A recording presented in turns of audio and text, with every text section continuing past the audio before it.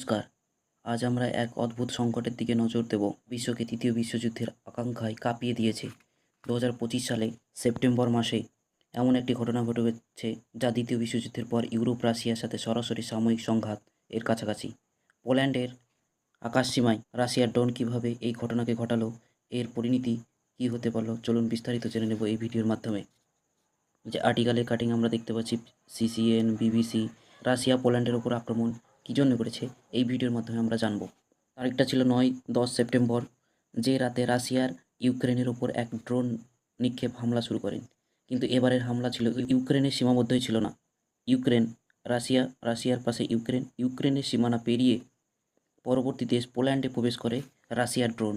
রাশিয়ার অভিসারী সমস্ত অন্তত 19টি ড্রোন এই পোল্যান্ডের ভূমিতে দেখা গিয়েছে। পোল্যান্ডের আকাশসীমার অবৈধভাবে প্রবেশ করে এই অনুপ্রবেশ প্রায় রাত্রি 11টা থেকে পৌনে 7টা পর্যন্ত চলতে থাকে। ইউক্রেনের যুদ্ধ শুরু হওয়ার পর এই ছিল নাটো, অর্থাৎ পোল্যান্ড একটা নাটো দেশ। এই নাটো দেশের পর রাশিয়ার সরাসরি আক্রমণ এই পোল্যান্ডের ওপরে। প্রায় 19টি ড্রোন পোল্যান্ডের ভূমিতে দেখা দিয়েছে।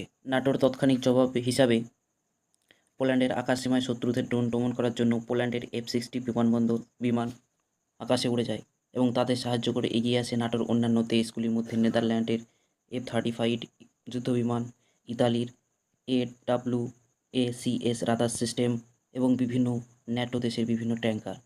যৌথ প্রচেষ্টায় পোল্যান্ডের আকাশসীমার মধ্যে বেশ কয়েকটি রাশিয়ার ড্রোন পোল্যান্ডের ভূমিতে পড়ে যায়। পোল্যান্ডের মাটি সেরকম ক্ষতবিক্ষত না হলেও পোল্যান্ডের একটি গ্রামের কয়েকটি সাধারণ মানুষের ঘরবাড়ি ভেঙে যায় এবং সেখানে কোনো বাড়ি সম্পত্তি ধ্বংস হলেও কোনো প্রাণহানি ঘটেনি। এই হামলায় সংযুক্ত হয় রাশিয়ার সাইদ ড্রোন। রাশিয়ার কৌশলগুলি একসঙ্গে অসংখ্য ড্রোন রাশিয়ার কৌশল হচ্ছে একসঙ্গে অসংখ্য ড্রোন এই ইউক্রেনের হামলার জন্য পাঠানো হয়। তার মধ্যে কিছু ড্রোন ইউক্রেন পেরিয়ে পোল্যান্ডের ভূমিতে প্রবেশ করে।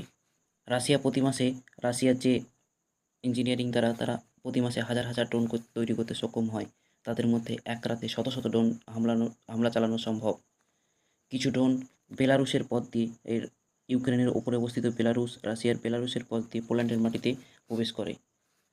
যদিও বেলারুশ রাশিয়াকে সাপোর্ট করে, তবুও পোল্যান্ডের নিশানা করার অভিযোগ অস্বীকার করেছেন। সাময়িক জবাব হিসাবে পোল্যান্ডের কূটনীতি বিরুদ্ধে পদক্ষেপ নিতে তারা নাটো চুক্তি আর্টিকেল 4 অনুচ্ছেদ কার্যকর করার জন্য আনুষ্ঠানিকভাবে আবেদন জানিয়েছেন।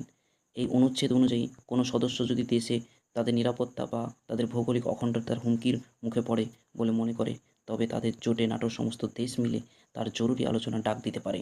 এছাড়াও আর্টিকেল 5 অনুযায়ী যদি নাটোর সম্মিলিত প্রতিরক্ষা নীতি অনুযায়ী যেখানে এক সদস্যর ওপর হামলা হলে নাটো সমস্ত দেশের এক সদস্যর প্রতি যদি হামলা হয়, তাহলে এর ওপর তারা সমস্ত নাটো দেশের প্রতি হামলা বলে তারা গণ্য করবে। এই অনুচ্ছেদ একবারে 9-11তে শুধুমাত্র আর্টিকেল নাম্বার 5 প্রয়োগ করা হয়েছিল। পরবর্তীতে আমরা দেখব আর্টিকেল 4 প্রয়োগের পরে নাটোর দ্রুত কী কী পদক্ষেপ নিয়েছেন। তো আর্টিকেল 4 প্রয়োগ করার ফলে পোল্যান্ড আবেদন করেন আর্টিকেল 4 করার জন্য। তার পরবর্তীতে নাটো পূর্ব ইউরোপীয় সমস্ত আকাশ প্রতিরক্ষা ব্যবস্থা হাই অ্যালার্ট জারি করেছেন। জার্মান শক্তিশালী পেট্রিয়ট মিসাইল সিস্টেম সক্রিয় করেছেন। নাটোর পূর্বাঞ্চলীয় সীমানায় নজরদারি বহুগুণ বাড়িয়ে দিয়েছেন। এবার আমরা দেখব কেন এই ঘটনা এত গুরুত্বপূর্ণ। কারণ এই ঘটনা কী জন্য এত গুরুত্বপূর্ণ। প্রথমত, এটা ছিল ইউক্রেন যুদ্ধ শুরু হওয়ার পর নাটো এবং রাশিয়ার সমস্ত নাটো দেশ এবং রাশিয়ার প্রথম সরাসরি সাময়িক সংঘাত। দ্বিতীয়ত, এই সংকটকে নিয়ন্ত্রণের বাইরে নিয়ে যাওয়ার ঝুঁকি তৈরি করেছে। যে কোনো একটি ভুল বোঝাবুঝি আর্টিকেল 5 প্রয়োগের পরিস্থিতি তৈরি করতে পারে, যার অর্থ হলো নাটো দেশের সঙ্গে রাশিয়ার সরাসরি যুদ্ধ। এই যুদ্ধের ফলে ভারতসহ বিভিন্ন অন্যান্য দেশে অনেক সাময়িক ক্ষতিগ্রস্ত হতে পারে। তৃতীয়ত, এটি নাটোর আকাশ প্রতিরক্ষা ব্যবস্থার উপর প্রচণ্ড চাপ সৃষ্টি করেছে এবং জোটগুলি এমন তার পূর্বাঞ্চলের সীমানায় এই ধরনের অনুপ্রবেশে রক্ষা করার জন্য আরও শক্তিশালী হতে হবে বলে জানিয়েছেন। হয়তোবা এর মাধ্যমে রাশিয়া সম্ভবত নাটোর ধৈর্য সীমানা পরীক্ষা করছিল, কিন্তু তারা দেখতে চেয়েছিল যে আর্টিকেল 5 প্রয়োগ করতে তারা কতটা উস্কানি করতে পারে নাটো দেশগুলোতে। অবশেষে 9ই সেপ্টেম্বর সেই রাত প্রমাণ করে দিল যে ইউরোপের শান্তি কতটা ভঙ্গুর। এটা কি রাশিয়ার একটি সুনিশ্চিত উস্কানি ছিল নাকি মারাত্মক ভুল? অবশ্যই কমেন্টে জানাবে। তো এই ছিল রাশিয়া ভার্সেস পোল্যান্ডের একটি যুদ্ধের সংক্ষিপ্ত বর্ণনা। শেষ পর্যন্ত দেখার জন্য ধন্যবাদ। আজকের ভিডিওতে পর্যন্তই। দেখা হচ্ছে অন্য ভিডিওতে। ততক্ষণ পর্যন্ত টেক কেয়ার। Bye bye.